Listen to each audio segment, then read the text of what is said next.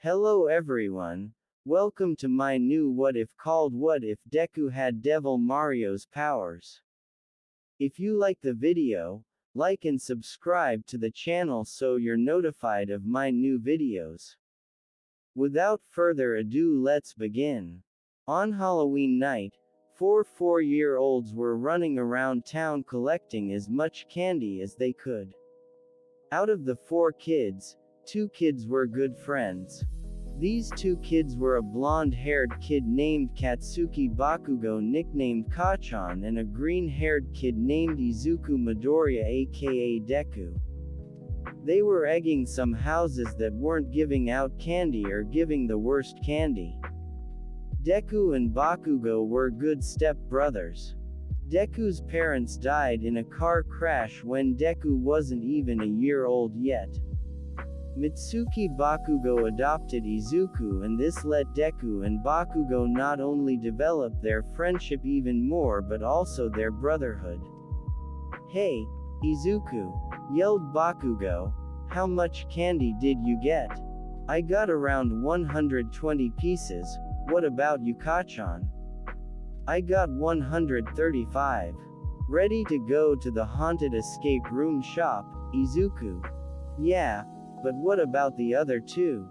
They wanted to hit a few more houses, let's go." Both boys ran towards a long line outside a haunted house near a giant graveyard. They waited patiently until it was their turn. Deku and Bakugo were trying to find a way out of the giant maze. The maze has secret doors and exits that are well hidden. The players would need to work together to continue through the maze. They took 20 minutes to look for and activate switches to unlock the doors to the last part of the maze. After that, the doors was unlocked as it opened up, allowing the boys to go through. When the boys first went inside the escape room maze, they were placed in different rooms from each other. They had an intercom next to a TV, some yellow numbers next to some parts of the room, and fancy and ancient items. The TV came alive as a voice filled the room and said, "Welcome, detectives, I need your help with an investigation." A video on the TV shows a detective looking at the camera as the camera and the detective head towards a room with police officers taking pictures and talking to each other. In the middle of the room, there was a dead lifeless female body being wrapped up. "We don't know exactly what happened, so we need your help. There's so much stuff going on and everyone's confused about what happened. To put it simply, we know how they died but we don't know exactly how. If you need anything, me and the team will be outside while you investigate." The TV turns off as the voice keeps on saying, "You have 10 minutes to solve the crime. Search around the room for clues so you can find out what happened. After finding out what happened, type down what happened on the tablet on the desk. If you uncover the truth in time, you are allowed access to the prize gift shop room." Deku and Bakugo started looking around the rooms they were in. In both rooms, there was a nightstand, cassette recorder, and a gun. The door had a note that said the door was never locked. There was blood painted on the roof and some of the walls of the room. There was a broken window smashed into pieces with most of the glass outside the house. Besides all of that, everything looked normal. Deku walked over to the cassette recorder and pressed the play button. The message was heard, "My name is Destiny Grayson.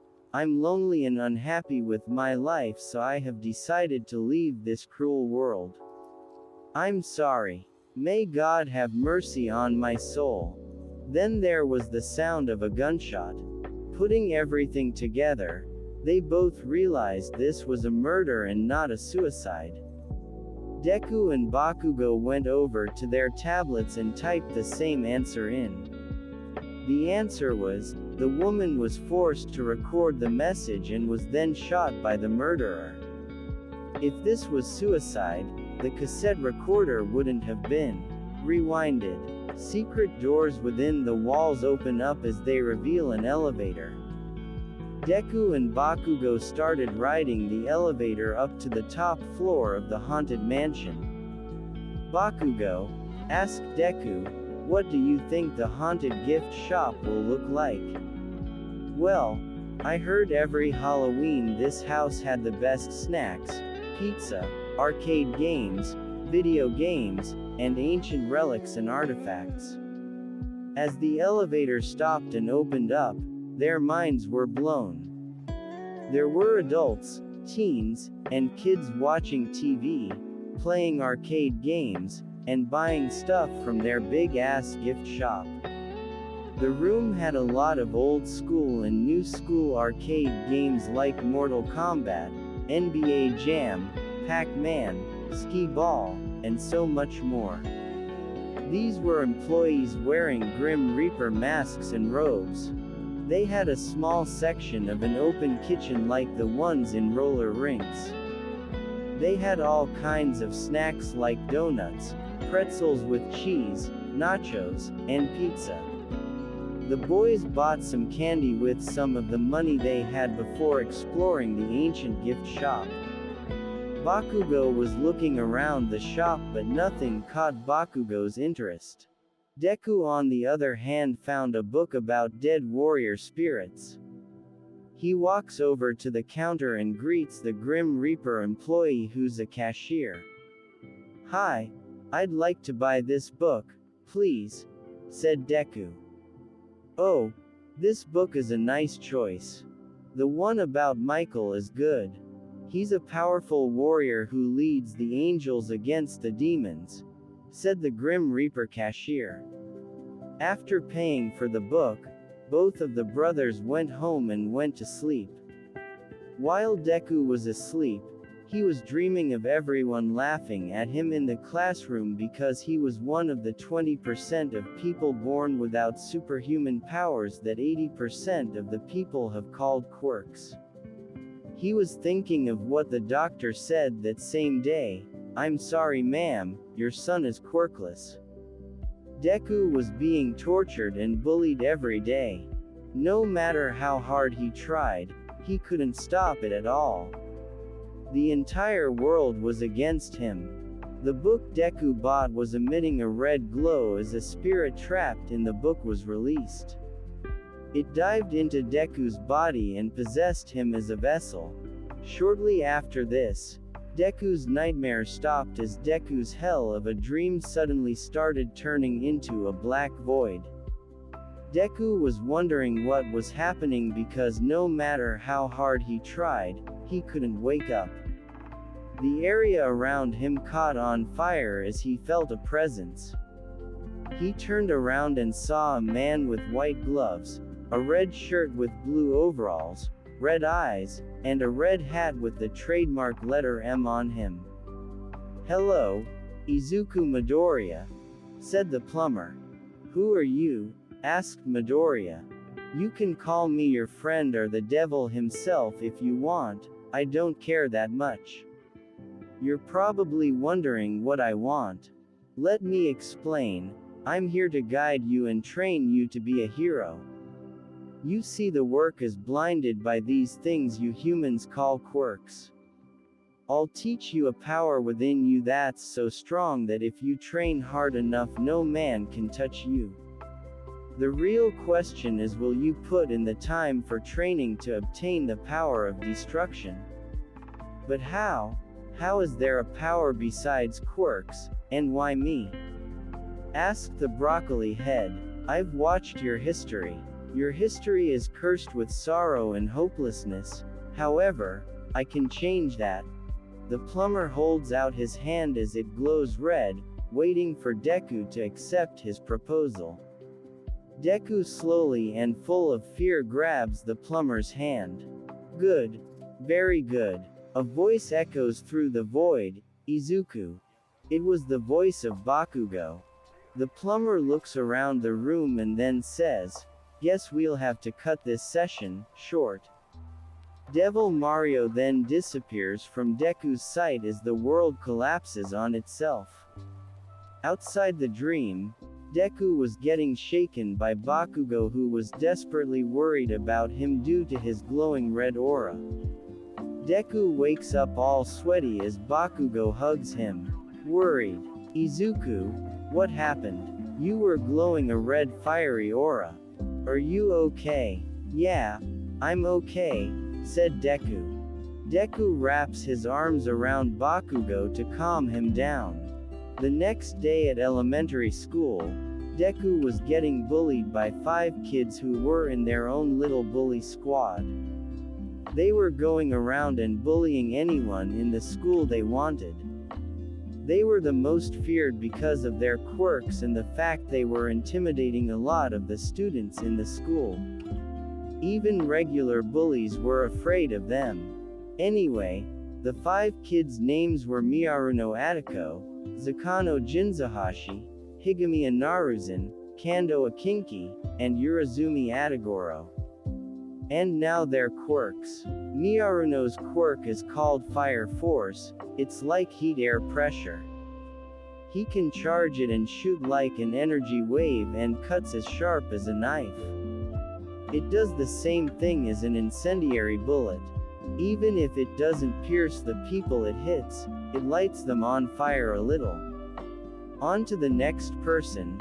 Zakano's quirk was an acid cannon. It's a stronger version of Mina's acid quirk.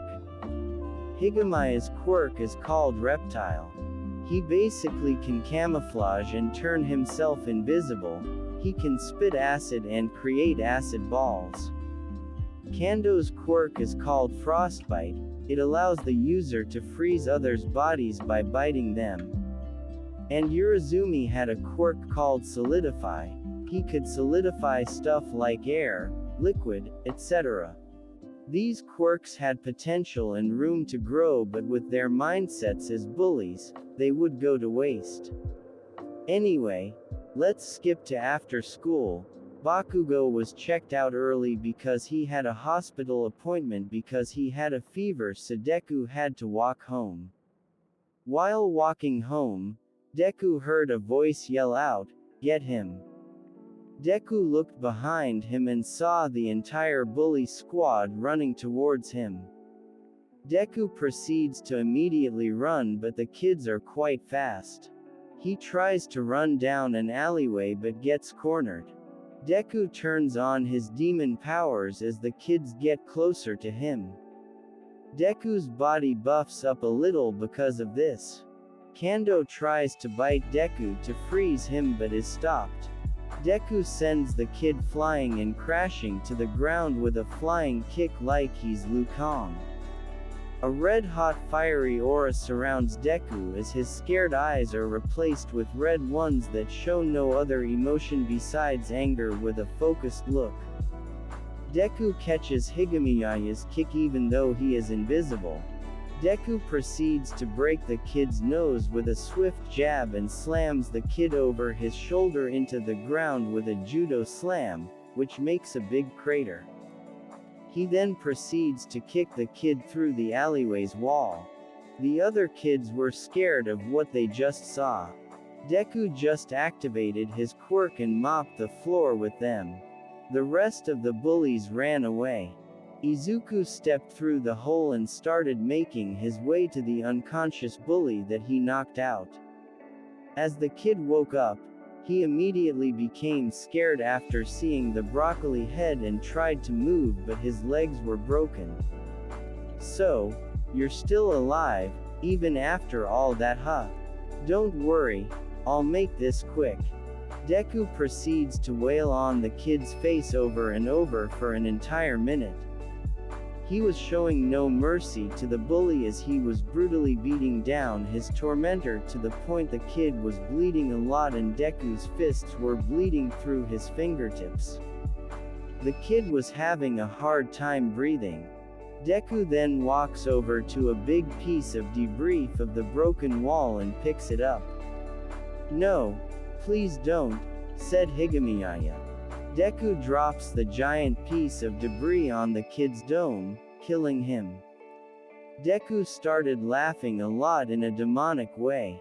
Deku then runs home happily and excited about his powers.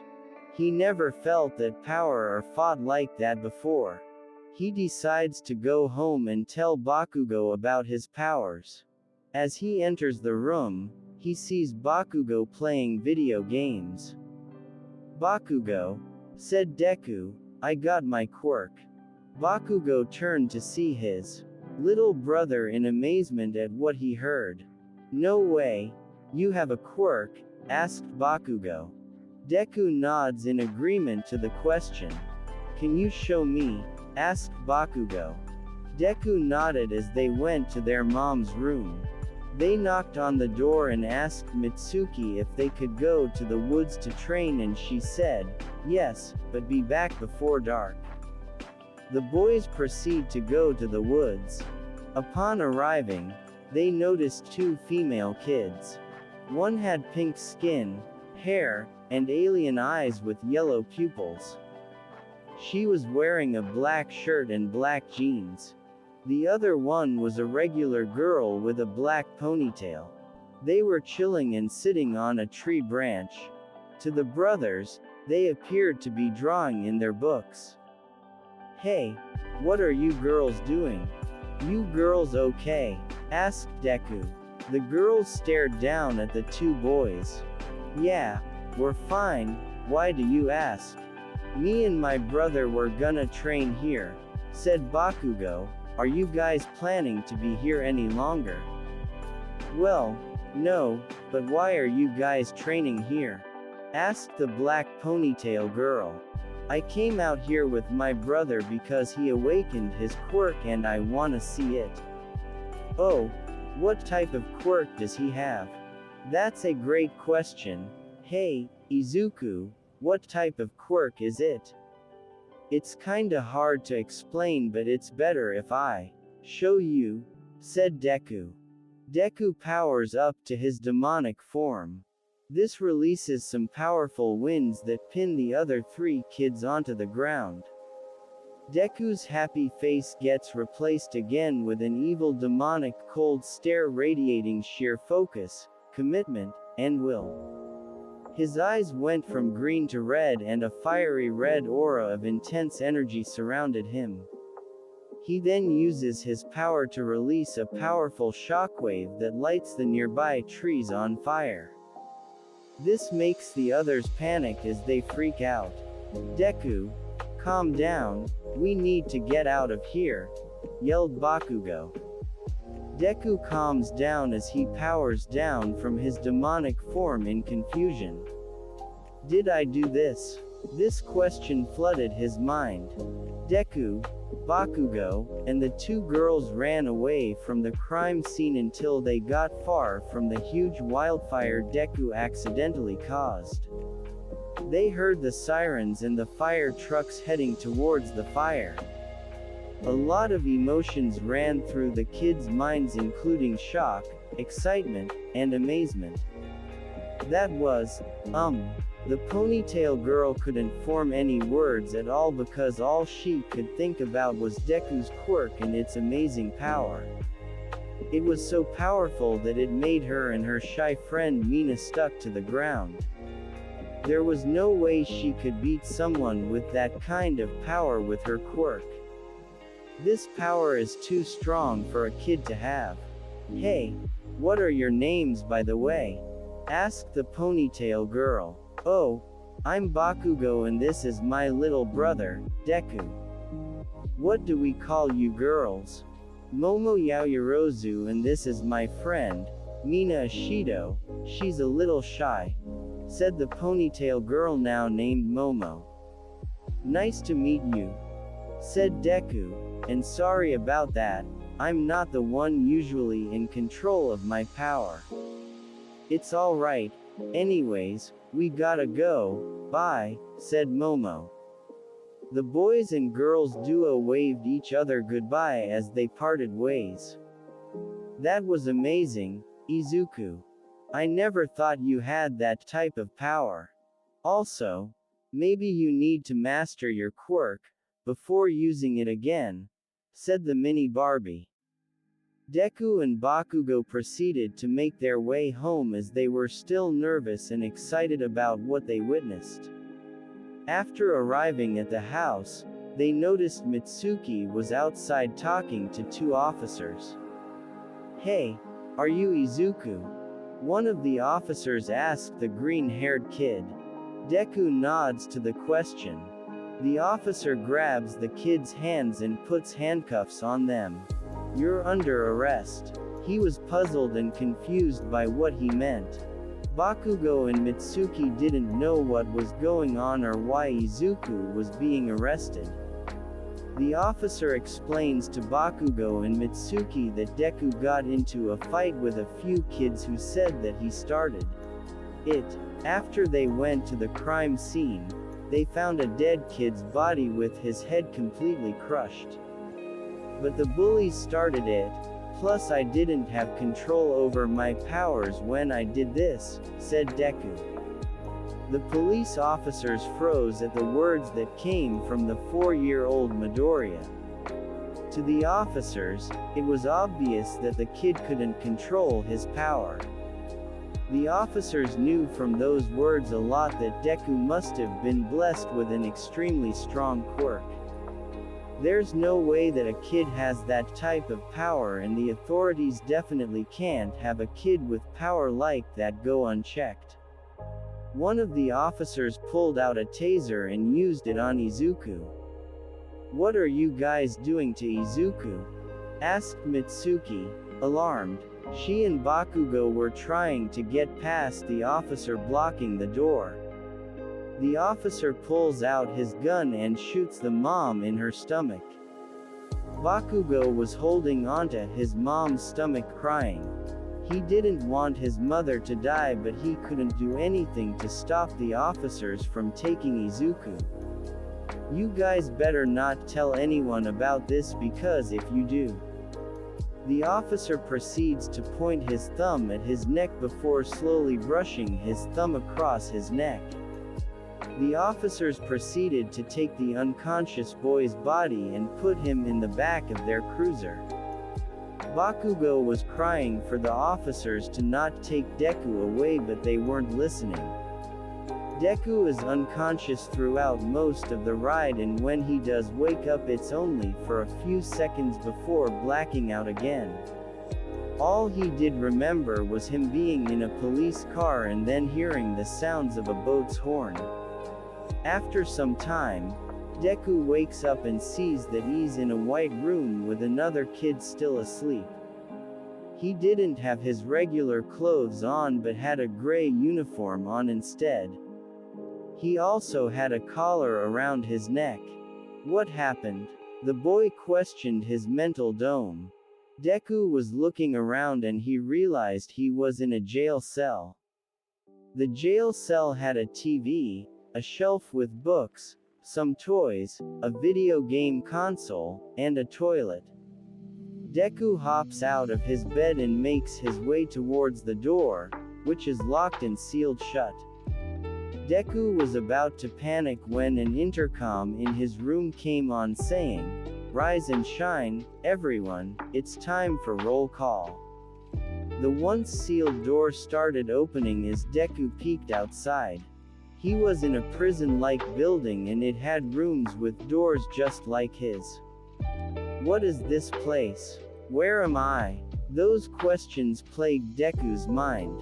All he remembered was that he was talking to the police 1 minute and the next he woke up here.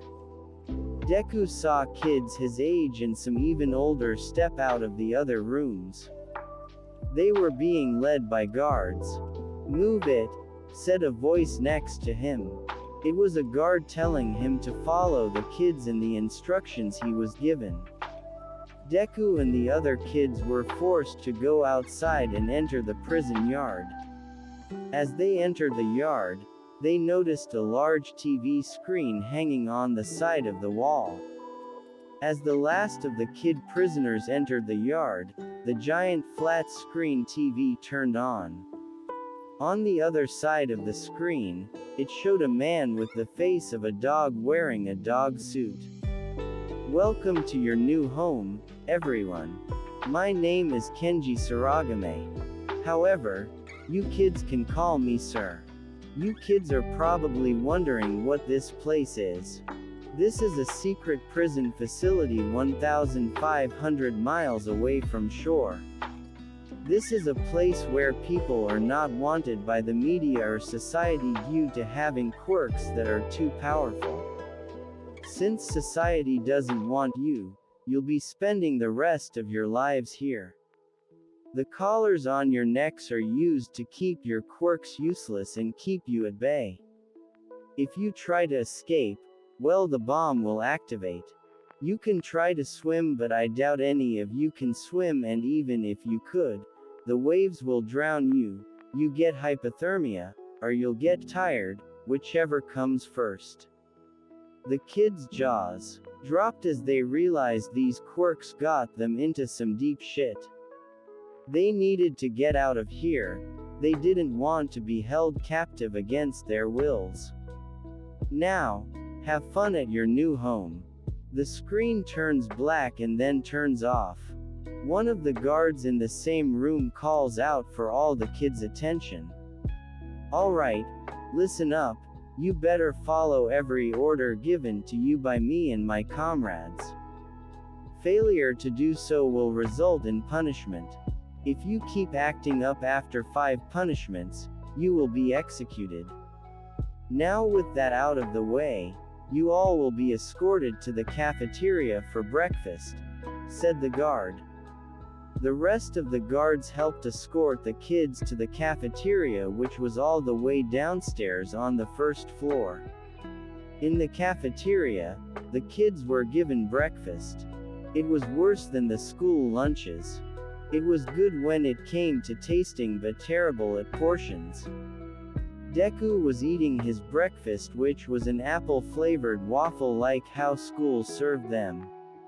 It was small, so he ate half of his and saved the rest for later. After the kid was done eating, another kid sat by him. Hey, what's your name? The stranger kid asked Deku. Izuku Midoriya, said the protagonist. My name is Toya Nobuhashi. I guess we're going to spend the rest of our lives here. I hope we get along and can be friends, Toya said. Deku's main focus was to find a way and escape the prison and hopefully save and free the others here. After the lunch session was over, they were given free time and were allowed to walk around the prison and explore. Deku went back to his cell as he saw the kid who was recently asleep wide awake. You must be my roommate? Asked the random kid. Yes, the name's Midoriya, Izuku Midoriya, said the broccoli head. The kid then questioned Izuku about where they were. Izuku explains how there are a lot of kids who were taken from their parents and placed in an offshore prison facility.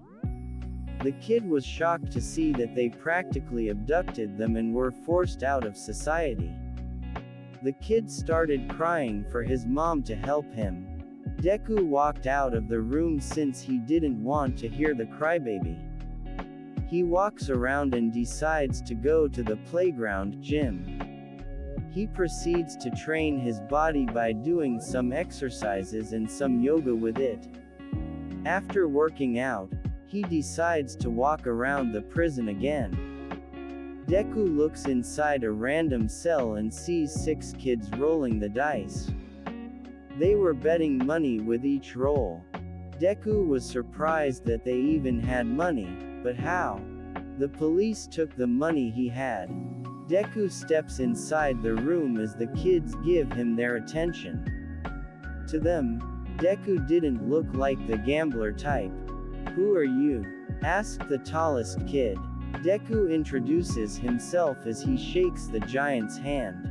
The tallest kid was a Caucasian with golden hair, blue eyes, and a few scars on his face. It's a pleasure meeting you. My name is Shirari Aikmori. "These are my teammates in my leader's crew," said Shirari Akemori. "If you want in, you gotta help us with something, okay?" said Shirari. "If you want more information, go see our leader. He's inside the prison yard, most likely getting into trouble." The boss is an African American kid with a big ass afro. He tells Deku that it's easy to find him since he's the only kid with a big ass afro. Deku leaves the crowded prison cell and goes to the prison yard as a fight is going on. A lot of kids were circling around two kids fighting. One kid was an Asian and the other was an African American with a big afro. Deku realized that this was the leader he was supposed to find. The African American kid was beating the shit out of the Asian kid until two guards came in and pulled them away from each other. Even though they were pulled away from each other, they wanted to fight more. The guards threatened to throw them into solitary confinement, which calms them down quickly. After the fight was over, the kids went back to what they were doing. Deku walks up to the African kid and helps him up. The African kid thanks him for that and asks who he was. Izuku introduces himself like normal. "Nice to meet you. My name is Caleb," said the African kid. Izuku asks Caleb about joining his team. "Why do you want to join my crew exactly?" asked Caleb. "I need protection and I want to get out of here," said Deku. "Alright, but we can't discuss it here, follow me." Deku follows the African kid back to the cell he just came from. "Sup, Caleb," said Shirari. "Sup, have you given him the information about the crew yet?" asked Caleb. Shirari shook his head to the side, implying that he did not. "Good. Now let's get this show on the road.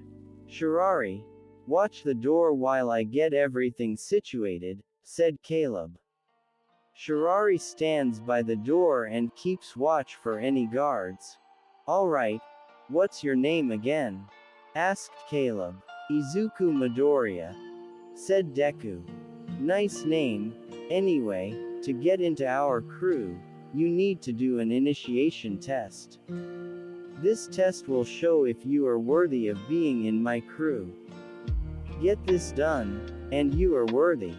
If you don't do this, you are on your own, and your career with me is over before it even starts. Your mission is to swipe a key card from an officer by tomorrow's sunset. He's given a pocket knife by Shirari. Use this in case you get into trouble," he said. Deku leaves the cell and thinks of what he could do to steal the keycard he needs. After the day was done, the kids were told to report to the prison yard for roll call for the final time before lockdown. After the roll call, the kids were heading to their cells. They had a guard going into their rooms looking for contraband. This gave Deku an idea about pickpocketing the guard when he comes in. Deku was lying in his bed while faking asleep. He hid the pocket knife he got from Shirari inside his pillowcase so the guard wouldn't find it. The guard who was checking everyone else's rooms finally came into Deku's room. He was checking Deku's clothes for any type of contraband but found nothing. He then checks under his bed. This gives Deku enough time to swipe the key card from the guard's chain around his pants. Deku quickly hides the card inside the pillowcase and fakes sleeping. Since the guard couldn't find anything, he decided to leave the cell. Deku's mission is complete and now he has to make his way back to the crew he wants to be in. The next morning, Deku was having cereal for breakfast. He was sitting by himself until Shirari sat next to him. "You got the key card?" asked Shirari. "Yes. said the broccoli head. Give it here and I'll ask what my boss thinks and I'll report back to you. Do it under the table so the guards don't see. Deku slides the card under the table to pass it to Shirari.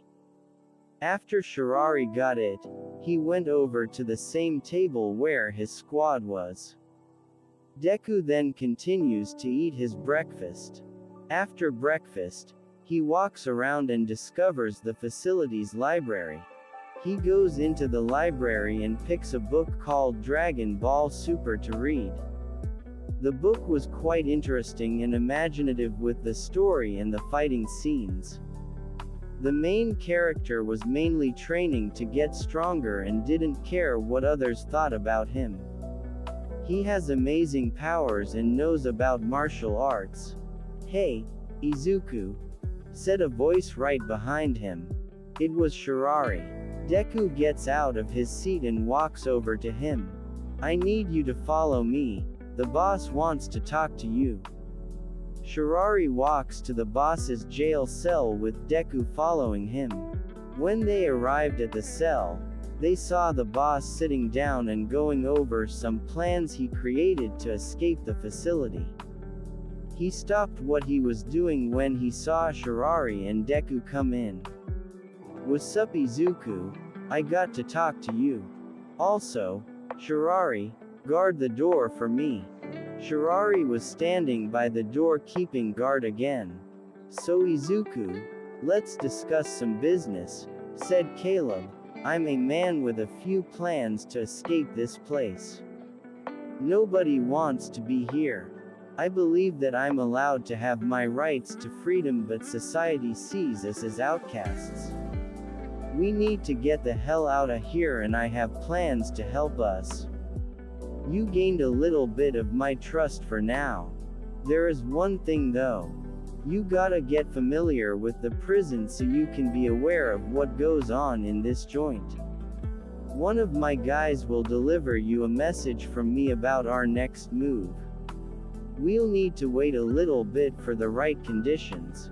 We have to get everything set up so we can pull this off without a hence. Alright, that's all I needed you for. You're dismissed. Deku nods before leaving the cell.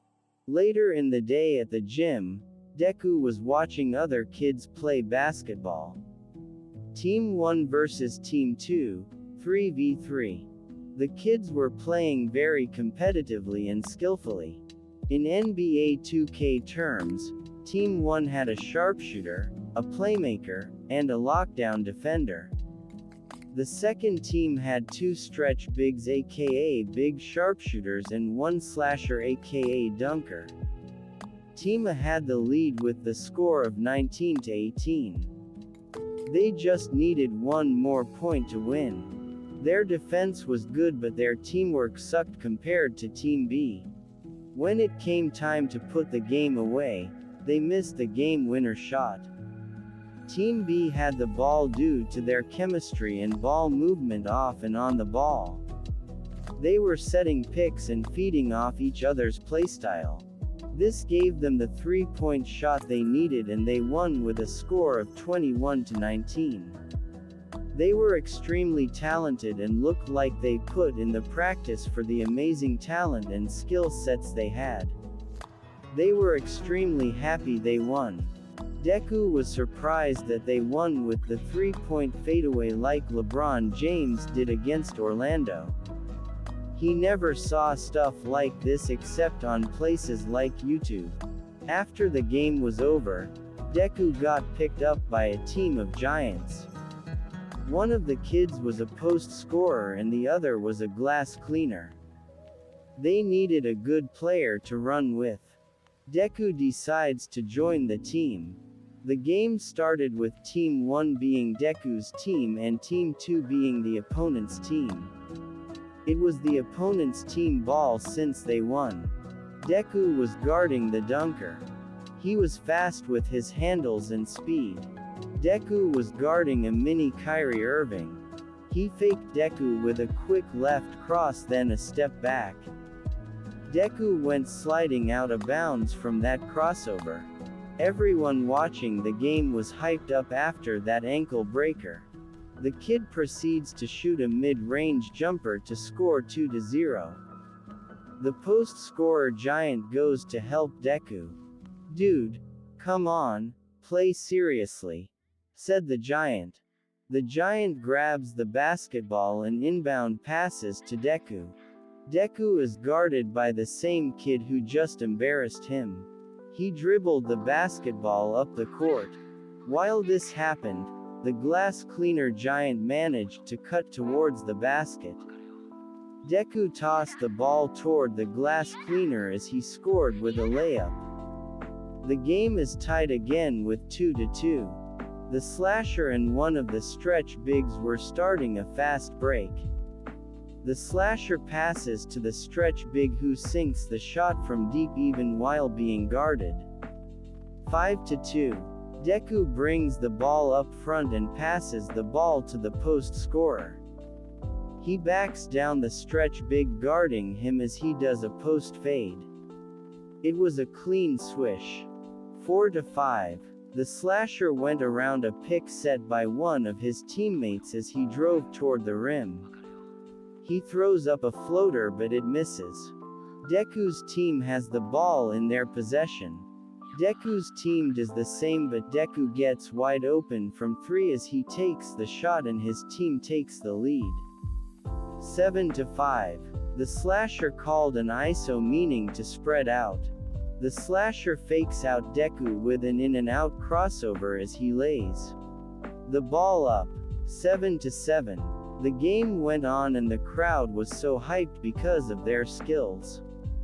The game was neck to neck. Every time one team scores, it prompts the other to get better and do their best. Deku's team had 18 while his opponents had 19. It was the opponent's team's ball. The slasher cuts to the basketball for a layup but gets blocked. Deku grabs the ball and was heading toward the hoop for the final shot. He lobs the ball into the air as the post scorer catches it and dunks the ball. This blew all the kids' minds. They were left in amazement. The kids surrounded the winners as they were now the champions of the court. They became undefeated champions since they never lost a game for the whole day. After being served lunch and doing roll call, they were in their cells for lockdown. Deku was sleeping peacefully until he heard a noise. It was a giant zipper formed into a giant hole on the floor. An Asian kid with red hair came from the other side the hole. "Yurizuku, right?" asked the red-haired kid. The green-haired kid nodded in response to the question. "My name is Cheng Sun. I'm part of your team. The boss appreciates the key card you gave us. However, we don't trust you fully yet. You still have to prove to us that you're putting your life on the line for this crew. Tomorrow, meet in the library. I will come get you for the next mission." The kid jumps back through the hole as the hole patches itself back up. Deku then falls asleep again. Tomorrow is another day. Episode 2. Trust is earned, not given. Deku wakes up for a morning roll call. While this was happening, all the guards were checking their rooms for any contraband but they couldn't find anything. During the roll call, a woman with a black suit comes onto the stage. She had blonde hair in a ponytail bun type of hairstyle and blue eyes. She explained that she was appointed the leader of this facility to watch over all of the kids. She tells them that she'll have fun breaking all of them, which annoys them. Now the kids including Deku's crew had to be extremely careful and take extra precautions around the guards. After the roll call is over, Deku goes to the library and pretends to search for a book until he hears a voice call out to him. "Hey Izuku, over here." Deku looked behind him and saw Cheng Sun. He came to tell Deku something. "Sorry, I couldn't send a letter. The guards have been searching our cells every day every 4 hours. We'll need to move fast since they just searched our cells 5 minutes ago. Follow me. Chang's son and Deku proceeded to make their way towards Chang's cell. After locking his cell, they went over the plans he was told. Okay, since we can't risk having paper trails, we need to keep the knowledge of our missions and the prison at all times if we want to make it out here. So here's the plan, we need to plant these hidden cameras to keep control of the night patrollers. I'll come get you when it's time to get started, don't fall asleep. Got it. Deku nods to the statement in agreement. If you do this, you'll be respected as a member of the Crimson Bloodhood. Deku left Chang's cell with his mind wrapped on the fact that he was finally about to be respected and would be able to get out of this hellhole. At night, Deku was waiting patiently for Chang's son or whoever he was waiting for to come and get him. After a while, a zipper hole formed on the floor as Chang-san said to come on. Deku jumps down through the hole for the first time. He was inside the vents. You ready? Asked Chang's son. Yeah, answered Deku. Both boys made their way around in the ventilation system. They were able to see and hear the guards and everything through the ventilation shaft. They were making their way to floor 1 through the vents, placing cameras on every floor. There were 12 floors in this facility. On the first floor, the camera was placed near the cafeteria entrance out of sight. The camera could even see into the prison yard. On the second floor, it was placed near the gym to see the patrols in that area. The rest of the 10 cameras they made were placed in areas well hidden to see the guards patrol, like on the ceiling, behind or within objects like plants, or under them like tables. After setting up all the cameras, they headed back to Deku's cell. The kid used his quirk to open a zipper hole to allow Deku to get back into his cell. That was fun. Now I'll need to report back to the boss about our mission success. I'll let you know if something comes up. Bye Izuku, said Chang-san. The hole then closes up, turning the cell back to normal. Deku then goes to bed. However, he starts thinking about what Chang-san was doing. He was using his quirk. How was he using his quirk with the collar on? That question was raging for an answer inside Deku's head. How was he able to use his powers when others, including himself, couldn't? He decided that he was going to go ask Caleb in the morning.